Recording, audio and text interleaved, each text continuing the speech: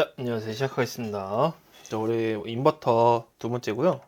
우리 인버터에 대해서 간단히 얘기를 했었죠. PWM 제어, 그 다음에 뭐 정의파 만들기, 그리고 전압 펄스 폭과 전압의 높이, 그 다음에 출력 전압 조절, 주파수 조절, UVW 원리들, 그리고 AC 변환을 어떻게 했느냐에 대한 얘기를 했었습니다. 혹시나 지금 간단히 설명한 내용들이 뭔가 이해가 안 가거나 어렵거나 난 한 번도 이런 걸 본 적이 없다 싶으신 분은 이 우측 상단에 보이는 안내를 따라서 한번 인버터를 배우시길 추천드릴게요. 한번 보고 나시면 훨씬 더 좋을 거고 더 잘 이해가 될 거니까 마음 편하게 한번 보셨으면 좋겠습니다. 자, 그 다음에 오늘은 심화까지는 아니고요. 한 번 더 파고 들어가는 정도로 얘기를 할게요. 그래서 이 모터의 구동 원리는 이 서브 모터일 때도 한번 얘기를 했었어요. 그래서 고정자 권선의 전원 인가되면 자, 고정자 권선이죠. AA 바, BB 바, CC 바, 그죠? 전자석이 되며 공극의 회전 자기장이 형성이 되고 이 유도된 자기장에 의해서 유도된 자기장이죠. 자기장에 의해서 인접한 회전자, 여기 있는 이 컨덕터 바죠. 컨덕터 바가 전류에 유도되어 회전자는 전자석이 되고 이 권선 쪽으로 AA 바, CC 바 쪽으로 이렇게 컨덕터 바가 끌려간다. 이게 모터의 간략한 회전 원리였고 이제 플레밍의 왼손 법칙이라고 해서 설명을 드렸었습니다. 그래서 동일한 내용들에 대한 얘기를 했었고요. 이 부분도 서브 모터를 한 번쯤 더 보시면은 서브 모터 첫 번째 내용을 보시면은 더 쉬이 이해가 되실 거예요. 자, 그 다음에 전동기 부하 특성에 대한 얘기인데 처음으로 토크, 돌림 힘에 대해서 얘기입니다. 토크가 뭐예요? 우리가 뭐 토크가 부족하다 그런 얘기 많이 하잖아요. 토크가 부족해서 회전을 못한다 이런 얘기 많이 하잖아요. 거기서 나오는 토크예요. 자, 이 토크라는 게 뭐냐면은 물체를 회전시키는 효력을 나타내는 물리량, 그죠? 힘이 아닙니다. 물리량이에요. 그래서 힘과 받침점까지의 거리의 곱, 이 힘 F와 받침점까지의 거리의 곱. 그래서 T는 RF고 단위는 뉴턴미터를 씁니다. 그래서 모터로 예를 들자면은 1kg 폴스미터, 우리 1kg 폴스미터는 몇이에요? 1kg 폴스미터면은 당연히 9.8 뉴턴미터랑 또 동일하죠. 자, 1kg 폴스미터의 토크를 가진 모터가 있으면은 모터 중심에서 1m. 자, 어디에요? 모터의 중심에서 1m 떨어진 지점에서 직각으로 이 회전을 해서 1kg의 물체를 끌어올릴 수 있는 힘이라는 것을 의미를 하죠. 자, 이 부분 명확히 보여주시면 됩니다. 자, 돌림 힘이라는 건 뭐예요? 물체를 회전시키는 효력 물리량, 그리고 힘 받침점, 힘 F와 받침점 거리의 곱이 토크가 되는데 반대로 얘기하면 뭐예요? 1kg 폴스미터의 토크를 가진 모터라는 거는 모터의 중심에서 1m 떨어진 지점, 직각으로 1kg의 물체를 끌어올릴 수 있는 거예요. 지금은 눌러서 거리를 보고 토크가 발생시켰지만 이제는 거리를 보고 토크를 발생시켜서 힘을 만드는 행동이죠. 그죠? 거꾸로예요. 그 다음에 돌림힘에 대한 특성에 대한 설명을 드렸고요. 그리고 이제 토크가 총 3단계가 있습니다. 기동 토크, 최대 토크, 전격 토크. 기동 토크는 뭐예요? 모터가 기동 시 발생하는 회전력. 그래서 모터가 낼 수 있는 기동 토크보다 큰 부하 혹은 힘이 걸렸을 경우 모터는 기동하지 못한다. 무슨 얘기죠? 동일한 얘기죠. 우리 1kg 폴스 모터의 토크는 뭐예요? 1m 떨어진 점에 직각이 1kg 물체를 끌어올릴 수 있는 것을 의미하는 거잖아요. 근데 여기가 1kg 말고 만약에 10kg가 걸렸다고 쳐봐요. 올라가요? 안 올라가죠. 토크의 최대치라는 게 1kg 폴스 미터, 기동 토크가. 그러면 10kg가 걸렸으면 당장 움직이지 않을 거예요. 당연히 이보다 큰 토크가 걸리는 순간 올라가는 가겠죠. 10kg보다. 하지만 1kg 폴스미터의 토크를 가지고 10kg의 물체를 올릴 수 없다 라는 얘기를, 너무 당연한 얘기죠. 기동 토크에 대해 설명을 한 거고요. 자, 그다음에 최대 토크 보죠. 모터가 낼 수 있는 회전력이 최대. 모터 운전 중에 최대 토크 이상 부하가 걸리면 모터는 기동하지 못한다. 아까 그 기동 토크에 대한 얘기가 똑같은 거예요. 그 다음 전격 토크 보죠. 모터의 전격 회전에서 낼 수 있는 회전력이라고 합니다. 자, 그 다음 보시는 내용은 뭐예요? 유도 전동기의 특성 곡선이에요. 자, 모터의 회전 속도 특성 곡선. 그래서 보면은 자, 처음엔 0 무부하, 부하가 없죠? 아무것도 안 걸려 있어요. 이때는 무슨 동작을 해요? 사실 아무런 동작도 안 하죠.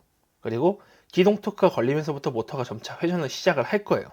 그리고 회전을 시작하다 특정 구간에 접어들었을 때 어떻게 돼요? 모터가 최대 토크가 벌어집니다.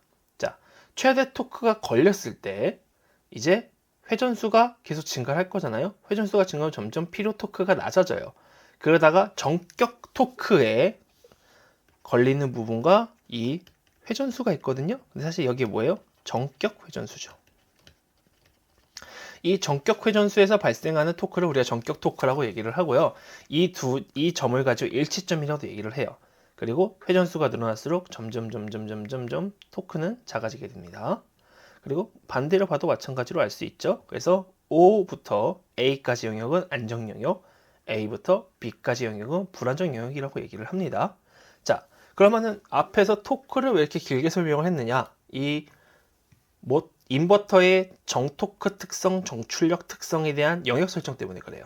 자, 먼저 주파수에 대한 얘기를 해볼게요. 주파수도 마찬가지로 총 3개가 있습니다. 시동 주파수, 실제 기동할 때 쓰는 주파수죠.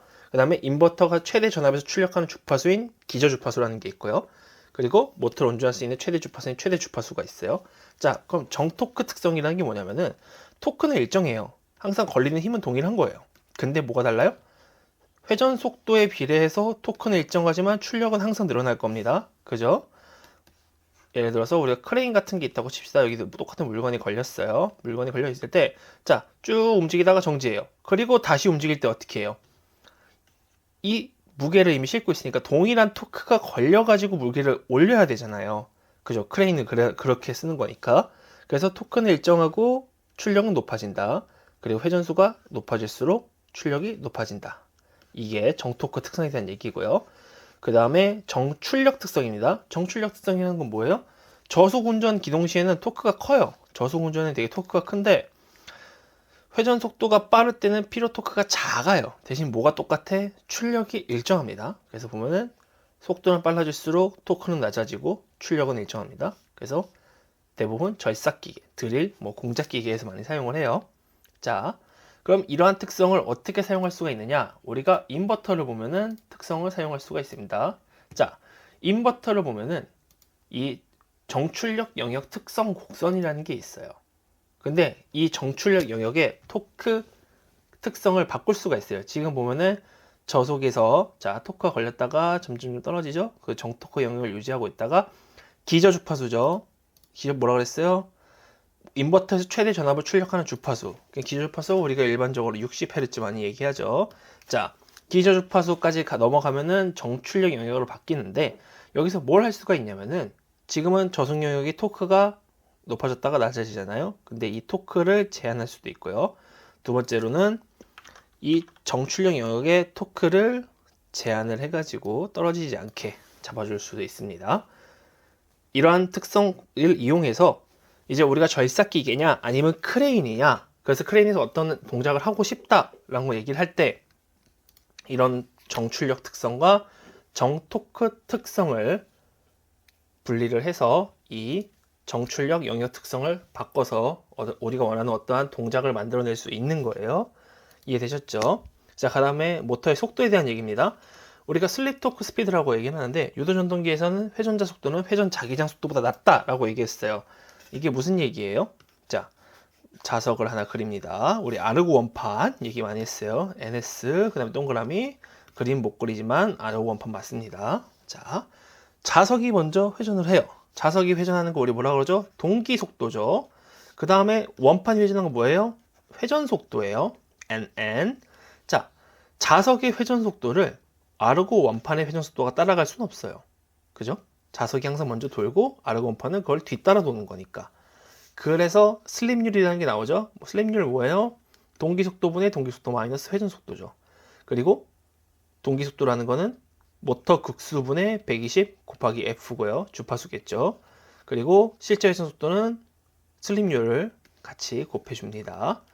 자, 그럼 이게 왜 필요한가에 대한 얘기를 해보겠습니다. 자, 극수, 동기, 비동기 속도라는 게 있는데, 자, 우리 뭐예요? 동기 속도죠. 동기 속도는 P분의 120F예요.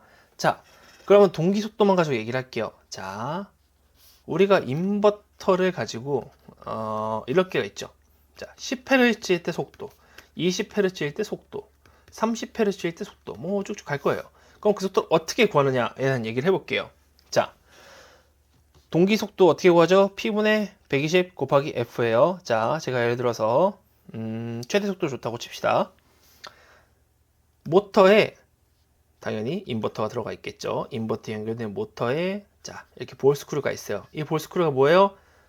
볼 스크류가 모터 한 바퀴당 10mm를 간다고 칠게요. 그죠? 모터 한 바퀴당 10mm를 갈 거예요. 그리고 우리가 이번에 쓸 모터는 국수가 6개입니다. 자, 6개의 국수를 가진 모터, 그럼 6분의 120F고요. 자, 여기서 제가 어떻게 할까요? 속도를 헤르츠, 60Hz 줄게요. 그럼 6분의 120 곱하기 60이겠네요. 자, 그럼 계산을 해봅시다. 자, 120 곱하기 60, 당연히 7200 나오겠죠? 나누기 6 하면은 1200. 자, 그거 나누면 이거는 RPM이잖아요. 분당 회전 속도니까 초당으로 바꾸면 나누기 60이니까 20바퀴를 회전할 수 있네요. 자, 그러면은 이 모터가 동기 속도로 낼 수 있는 최대 속도는 회전수죠. 20rps예요. 자, 아까 뭐라 그랬어요? 모터가 1회전당 10mm라고 그랬죠. 그럼 20 곱하기 10 하면 되잖아요. 그러면은 이 모터에 올라간 이 스테이지가 있다면은 이 스테이지는 200mm/s로 동작을 하겠죠. 언제? 인버터에서 60Hz에서 줄 때. 인버터 60Hz 주면은 모터는 200mm/s 200mm/s로 움직이죠. 왜? 이 모터가 1회전 할 때 10mm 가는 볼 스크류를 장착했기 때문입니다. 이렇게 하면은 인버터를 이용해서 속도를 구할 수 있겠죠. 자, 그 다음에 S커브, 가감속 제어에 대한 얘기입니다. 자, S커브 가감속 제어. 우리 가감속 제어에는 사다리꼴 제어가 있고요. S커브 제어가 있어요. 근데 이 사다리꼴 제어가 S커브 제어의 단점이 뭐가 있냐면은 가속이 급격해요. 이루어져요. 감속도 당연히 급격히 이루어지죠. 그럼 만약에 높은 곳에 물건이 달렸으면 어떻게 돼요? 물건이 심하게 흔들려요. 이런 물건이 떨어지는 위험이 발생할 수도 있습니다. 이런 걸 방지하기 위해서 S커브라는 하나의 가속 형태를 써요. 이 S커브 가속 형태는 어떻게 돼요? 완만한 가속 그래프를 그립니다. 그래서 이 사다리꼴보다 급진적이지 않기 때문에 떨어질 위험이 비교적 적을 때 많이 쓰고 스무스하게 정지도 하겠죠. 그래서 S커브에 대한 감속을 어떻게 조정한다. 자, 그래서 우리가 V1000 CC링크 컨트롤러인데 이 인버터죠. 야스카와 인버터인데 가장 기본적으로 어떤 인버터 값을 조정해야 되냐는 얘기인데, 자, 첫 번째 주파수 지령, 운전 지령, 상순서, 가감속 시간, 그 다음에 최고 출력 주파수, 국번, 통신 속도 등을 가장 먼저 정해야겠죠. 얘는 주파수 지령 뭐로 해야 돼요? 모드 버스로 할 수도 있고 옵션 유닛 할 수도 있고 펄스를 입력할 수도 있습니다. 뭐 이런 경우에는 메모 버스네요. 이런 경우에는 옵션 유닛, 우리 CC링크를 했으니까 옵션 유닛 CC링크를 정할 거고요. 근데 운전 지령은 누가 할 거예요? 이번에도 옵션 유닛인 CC링크가 하겠죠. 아니면 제어 회로 단자, 그러니까 일반 배선이 할 수도 있습니다. 그 다음에 가속 시간, 감속 시간, 주파수 지령, 최고 출력 주파수, 국번, 통신 속도. 당연히 CC링크니까 국번 맞추고 통신 속도 어떤 속도로 맞추면 되겠죠. 자, 그 다음에 상순서. 이 상순서가 왜 필요해요? 제가 예를 들어서 정회전을 줬는데 역회전을 돌 수도 있잖아요. 역을 줬는데 정회전 돌 수도 있고. 그러면 어떻게 돼요? 모터 회전 방향을 바꿔야 되잖아요. 회전 방향을 어떻게 바꿔요? 우리 U, V, W 쓰죠. 이 회전 방향을 바꾸면 되죠. 자, 보시면은 회전 방향. 자, 맨 처음에 본 A, C, B, C, A, B 기억나시죠? 이걸 임의로 UVW라고 명칭을 할게요. UVW. 자, 그러면 UVW 순으로 가면은 모터의 회전 방향이 정이라고 칩시다. 근데 U랑 W랑 바꿨어요. 그럼 어떻게 돼요? U랑 W 바꿨으니까 당연히 모터의 회전 방향이 역으로 바뀌겠죠. 이걸 이용해가지고 상순서를 바꾸면은 그 상순서 바꾼 게 뭐가 되는 거예요? 모터의 회전 방향이 전환되게 되는 거예요. 자, 그래서 오늘 간단히 설명을 드리겠습니다. 오늘 한 내용 정리를 하면은 모터의 구동 원리, 회전 자기장 원리가 있고요. 서버에서도 한번 설명을 드렸었고, 토크는 돌림 힘, 단위는 뉴턴 미터입니다. 그래서 토크라는 거는 총 기동 토크, 최대 토크, 전격 토크로 나눠지고요. 해당 토크가 왜 필요하냐? 정토크 출력과 정출력 토크 특성이 있기 때문입니다. 이런 특성들이 왜 필요하느냐? 우리가 인버터에서 정출력 영역의 토크 특성을 바꿀 수 있기 때문이죠. 저속 영역이든가 혹은 정출력 영역에 대해서 바꿀 수가 있는 거예요. 이걸 왜 바꿔요? 내가 어떤 모터를 가지고 내가 원하는 동작을 하기 위해서 혹은 동작을 하기 위해서죠. 그리고 이거는 비단 인버터뿐만이 아니고 우리가 모터의 특성도 생각을 해가지고 만드는 거예요. 그 다음에 우리 이제 동기 속도와 비동기 속도 얘기를 했었고요. 회전 속도에서 얘기를 했고요. 그래서 실제로 인버터에서 주파수 명령을 내렸을 때 회전 속도를 어떻게 구하느냐. 그 다음에 S커버에 대한 얘기도 간략히 했습니다. 자, 오늘은 여기까지 하고요.